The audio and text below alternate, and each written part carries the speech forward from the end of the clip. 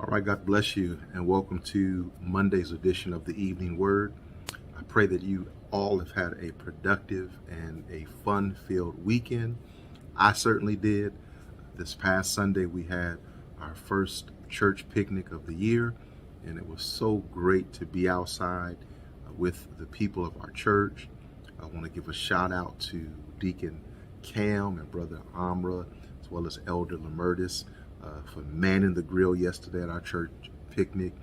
My lovely wife, First Lady Nicole, and Mother Gwen tossed in some side dishes, and three chefs in the kitchen. Brother Cedric and Miss Kiana made some amazing peach cobblers. We didn't have anything left, and so we had a great weekend, and I pray that you had a similar experience this past weekend. Tonight, I want to, in contrast, deal with what for me is a nerve-wracking topic, but it's one that, as a pastor, you have to deal with, and I know that it's one that we all have to deal with in terms of our life, whether it's in the workplace, people within our family, people in our communities, our neighborhoods, in our church, if you're just a church member or parishioner. And so I want to talk tonight about how to deal with difficult people. Now, I do want to apologize if you are not actively involved in a local church. This may not be as applicable for you in terms of this conversation tonight. I'm really speaking tonight to those inside the church. This has kind of been where my heart has been the last couple of weeks, really dealing with topics and issues around the local church. Now, I do want to also state that although this may be applicable for any church, that what I'm describing tonight may not be a representative of all churches or everyone in church. In fact, what I'm finding is that the number of people who are actually difficult people in any particular congregation are really a small minority.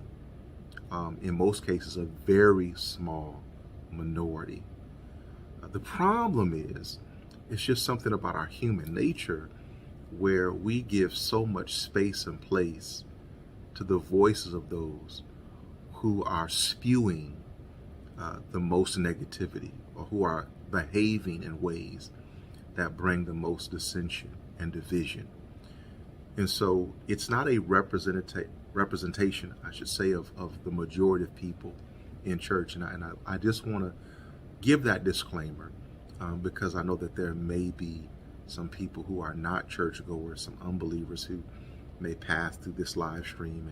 And again, I'm not describing all of church people. And so, the question is, how do we as believers, how do we as leaders, pastors, elders, church members, again, managers, supervisors, parents, how do you deal with difficult people? Again, our emphasis is specifically the church tonight, but I think that this has application in all of our life.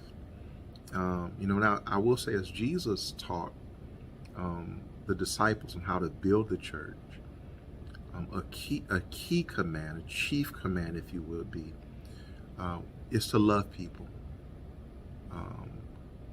to love them in at times what seems like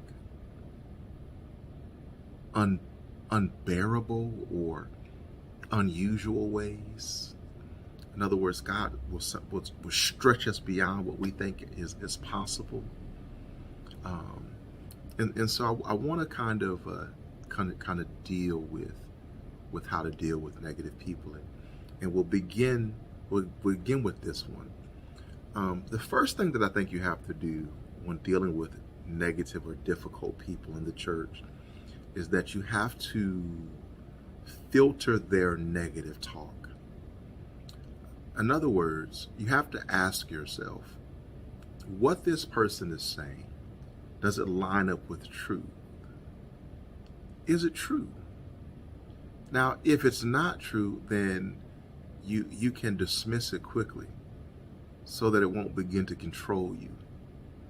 Because what happens is when you give space and place to falsehood about yourself or about the church, what you do is you validate the person offering it. In other words, how you respond to the negative talk really goes a long way in dictating how much life that negative talk is going to have within your particular congregation or within your particular sphere of influence. And so when you fuel them by your response, by giving it space and place, by interacting, by having conversation, dare I say gossiping, then you're simply fueling that particular individual for further negativity about you or your church. Ultimately, what we ought to be looking for in any interaction is the truth and not somebody's opinion about the truth. And that's what we get a lot of times. Now here's something I've come to understand when we talk about truth as it pertains to difficult people and conversation in the church and the way people behave in the church. Unless you have firsthand account of what you are discussing, then you have no evidence of the truth of it. All you have is opinion and speculation. And so it's very important that when we are approached by people with negative talk, that we don't give any space or place for it.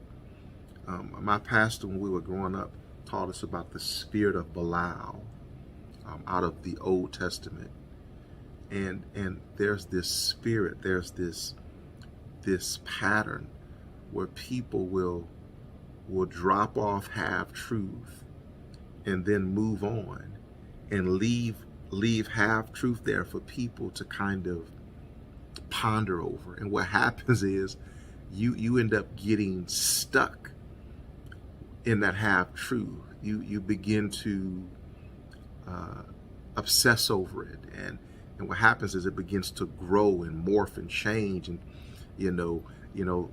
growing up, you may have played the telephone game, and how it was at the beginning rarely is what it is when you get to the end of the game. As it passes from person to person, the story changes. And so there's a spiritual component to that, the spirit of Belial, half-truth, deception, lie, slander, that we have to guard against. So we have to filter that. Now, on the flip side of that, we do have to learn when necessary, right? So criticism in and of itself is not negative, right? So if there is an element of truth in the criticism, then it would be unwise to dismiss it. And so when dealing with difficult people, occasionally there's some truth in their observations. Old folk used to say even a broken clock is correct twice a day, right? So even the negative people occasionally, and leaders in particular, because it's easy for us to dismiss people who have a reputation for being negative. But we have to listen with an ear of discernment. And if there is levels of truth, then we can't be so arrogant or so prideful that we can't be humble and teachable in that moment. So we got to filter the negative talk, but then we do need to be open to learning, right? So the next thing we have to do with dealing with difficult people within the church is that we have to surround ourselves with encouraging people. And so it's true, there are people who are difficult about everything. And again, I could be talking about your office, I could be talking about your family, I could be talking about your sports team, I just happen to be talking about the church tonight. And yes, even in the church, there are people who are negative or are difficult about everything. They'll never be encouraging. They're pessimistic.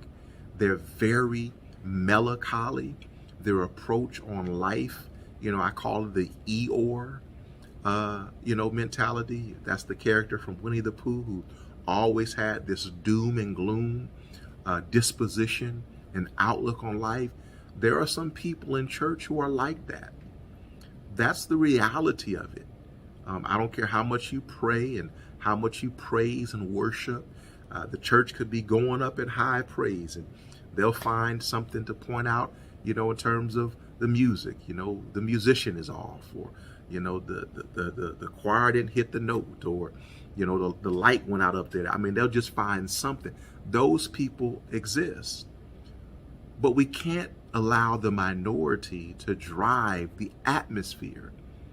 And so one of the ways of resisting that is then you have to be intentional, about seeking out people who are positive, people who not only talk about faith, but walk in faith.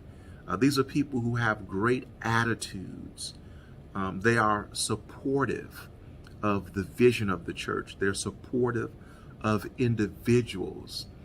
They are Jesus lovers. There are some people in my life that I just am amazed by, because I know their life and I've never seen them unhappy. I've never seen them downing other people. I've never seen them talk negative about someone else or circumstances. They're just always upbeat. They're Jesus lovers. And so you have to find a core of people in your faith community who can encourage you and whom you can encourage, and then walk out your life with them, right? Again, leaders. These are the people who we should be looking for in terms of helping to do the work of the ministry. It's not always the individual who's the talented or the most gifted. Attitude means a whole lot. People's level of faith, their ability to be positive, to be upbeat, to trust when they can't see. All of that comes into play. And so we have to be deliberate about finding people and then surrounding ourselves with people within our community that are encouraging, right? Then the next thing is, remember, difficult people are difficult to others. And this is one that I had to learn, right? Because I used to take everything personal, but what I have to realize is that it often helps me to reconcile that a difficult person is not just difficult to me, they're difficult to everyone, right? I work for a company, and we have a piece of functionality in our software where we analyze the feedback from students. And one of the things that we do is we identify if a student is a student who tends to be negative or positive based on their feedback, right? And so the whole idea is that as a college professor, and I'm being reviewed by my students, if there's a student who is negative in their comment, before I take it personal, let's learn a little bit about this student. Is this a student who tends to be negative, or is this a student who tends to be positive? The idea is consider the source. So if the student is negative every time they evaluate a class or an instructor, I got to take that with a grain of salt, right? That's just a negative student. But if it's a student that tends to be very positive and they say something negative, well, now I may want to look into that a little bit more. The point of that story is that there are some people who are just negative. They're negative to you.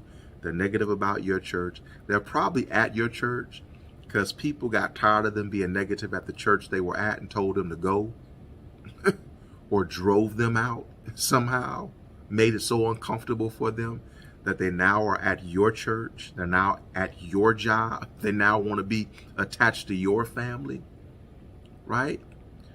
So it's important to remember that difficult people are difficult to other people. right? And the only way you will ever shut down the person who is always difficult is to refuse to give them an audience for their negativity. That's how you shut it down. So I'm learning that when people want to come with me or come to me or come at me with negativity, I don't give them an audience, right? You're not going to talk to me about somebody who's not present, right? And I'm learning to do that even as a pastor, where in one sense, yes, I want people to be able to feel comfortable to talk to me about things that are happening in their lives, but when we start to move into that area of slander or gossip or opinion about people's situation, or you telling me their business in a a very poorly veiled prayer request. Pastor, we got to pray for, such and such because what's going on in their house. And I'm like, well, no, I don't know. and they should be the people telling me, not you. And so shut down the negative people by refusing to give them an audience.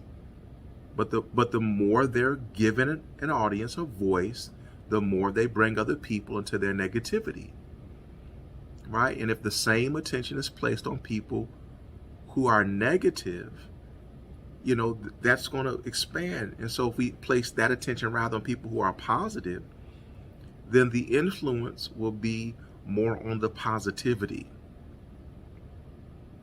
And so just remember it. Don't take it personal. Some people just miserable. What's the old adage?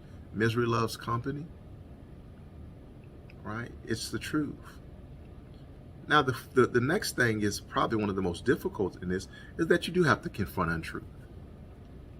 Now I'm not suggesting we go on a witch hunt and, that we go about the business of, calling out and blasting everybody. But you should try to stop the spread of falsities if you hear them being repeated or told to you. So what I'm learning to do is not just observe the people who are talking negative, but watch the people who are listening to the negativity. Because my question is, if you're really about the vision of the ministry, if you're really about your pastor, if you're really about your first lady, if you're really about the integrity of this faith community, why are you listening to that? Why aren't you shutting that down? Why aren't you confronting that person? Right? Right? We're given biblical permission to confront one another in love. Certainly when that person is spreading dissension among the ranks.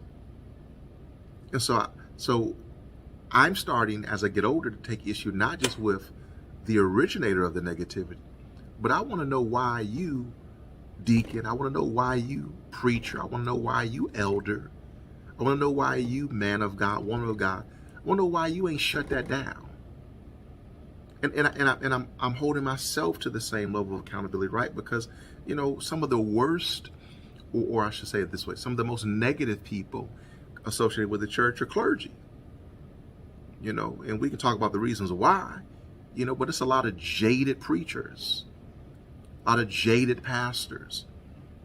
And if you're not careful, you'll get sucked up into a bunch of negativity. And I'm learning to tell my brothers and sisters in the Gospels, I'm not that person. Right now, if you want to pray about the situation, if we want to work through to a solution, but I'm not going to give you an hour of my time for you to talk to me negatively about your church, about your people, about that man across town or that woman's ministry across town. We're not going to do that. Right? So we have to confront untruth. Again, don't embarrass people. Don't treat them harshly. We're to treat everyone with love. But we can go about the business of handling disagreements biblically, but we cannot ignore them. All right? Here's the last two things. We can be truthful and positive around others. And so that's us making a decision individually that we're going to be positive and that we're going to have a positive influence.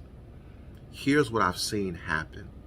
You can make it so uncomfortable for negative people, they go.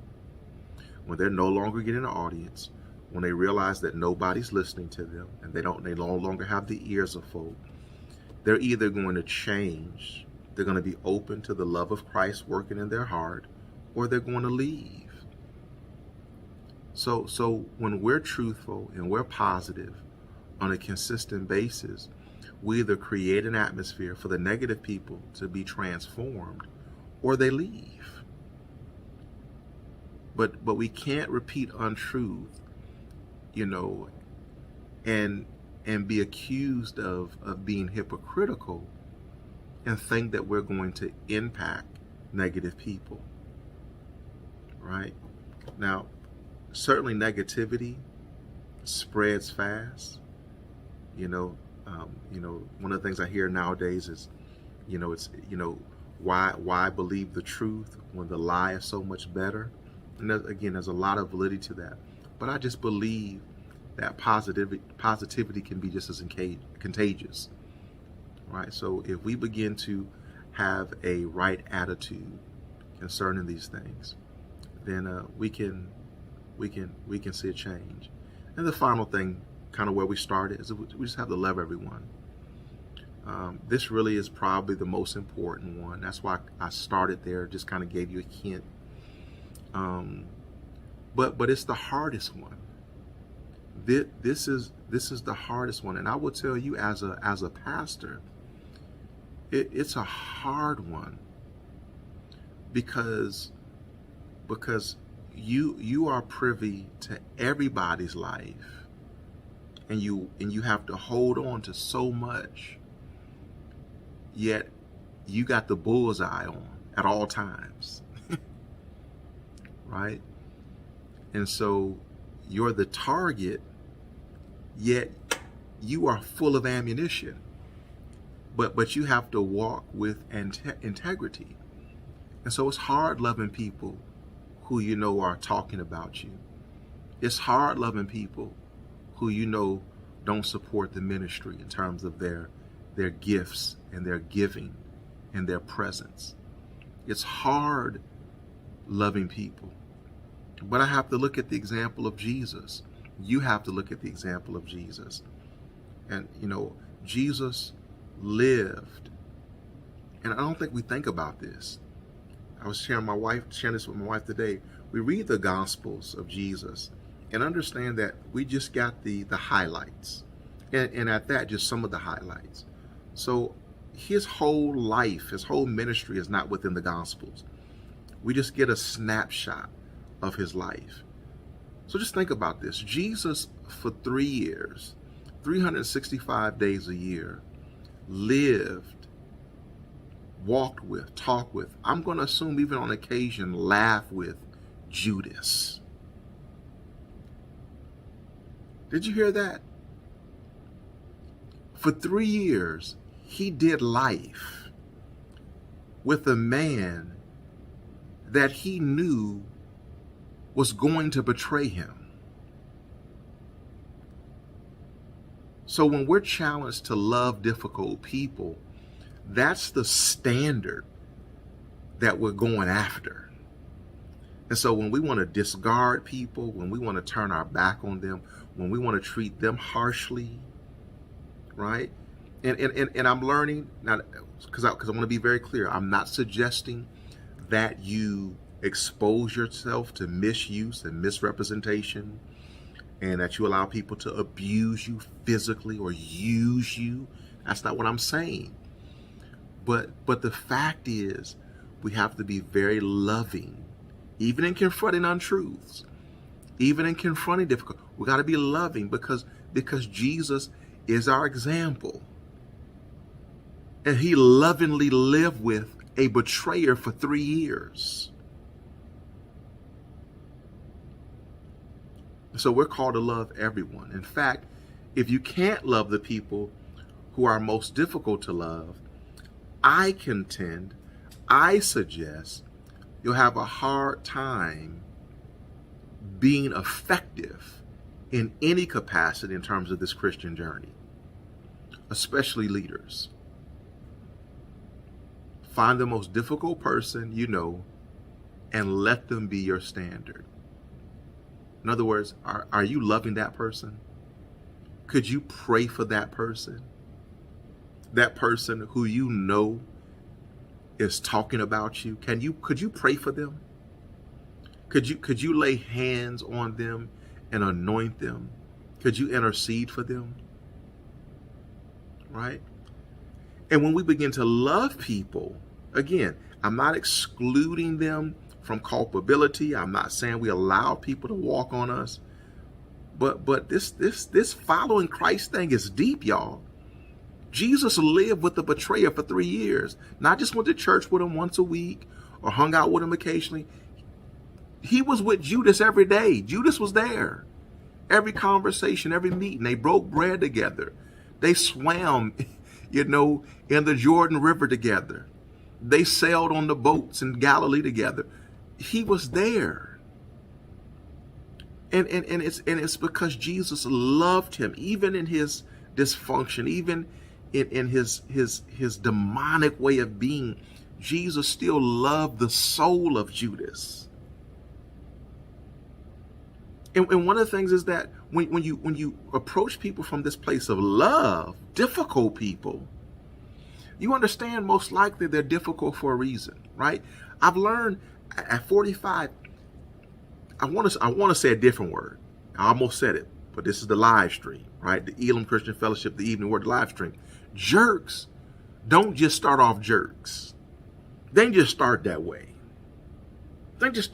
Something happened typically, right? Something in the family, somebody hurt them, somebody did. They're going through something. They're hurt. They're angry. They're broken. They're confused, or they're simply, in bondage to some sin. But there's a reason that they're that way. And so because of that, I love them. I don't love what they do. I don't love how they act. I certainly don't love when they put their mouth on me or my family. But I love them. And that's our calling as believers. Now, we have to challenge them at times. We have to rebuke them at times. We may even have to withdraw them from the fellowship for a season, which are all part of the discipleship process. But we have to first love them. And what I found is that as you love people, then you can actually begin to temper their negativity, or at least lessen their value. All right? There's always going to be difficult people. That's part of ministry. That's part of church. That's part of life. And learning to deal with difficult people effectively is going to make your life better. Again, doesn't mean that your feelings won't ever be hurt. Does not mean that you won't ever be angered by what they say or how they behave. But it will lessen. It will lessen. I'm at the place now because I'm so clear about who I am in the Lord. It doesn't bother me. It really moves me. And I don't want to sound like I'm super saintly. It really moves me to a deeper place of prayer, to pray for them. That because when you begin to engage in behavior and conversation with the intent of causing dissension, division, to spread negativity, man, there is something internally that you're dealing with, and I pray for you, right? Now, where I have to watch myself is when people mess with my wife, my children. Now, y'all pray for me. I still ain't there yet. Now, you mess with my wife or my children, I ain't there yet. I still want to put my hands on people. But as far as me, say what you want to say about me.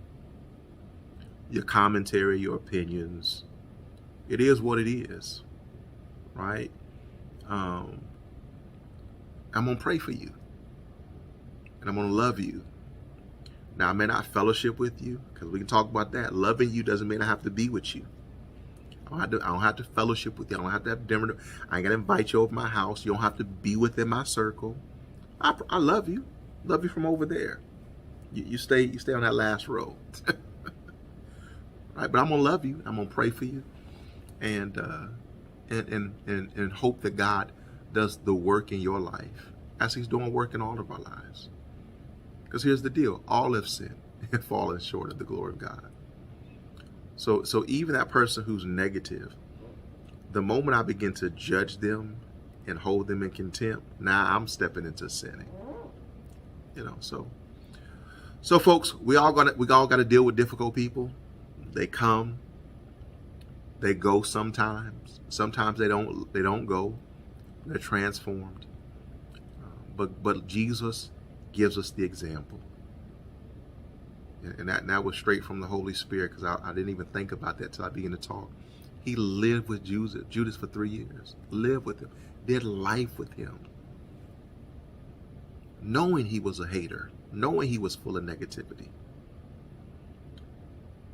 And so if Jesus can do that, and folk don't like when I say this, if Jesus could do it, then you can too. We really can't complain. Don't say that doesn't mean we won't, and we can't have our moments, but get over it as quick as you can. Because we're Christians.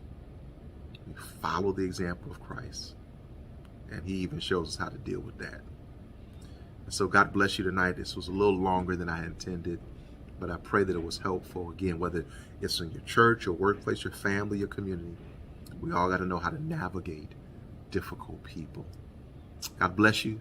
We are the place of refreshing, a place where love wins.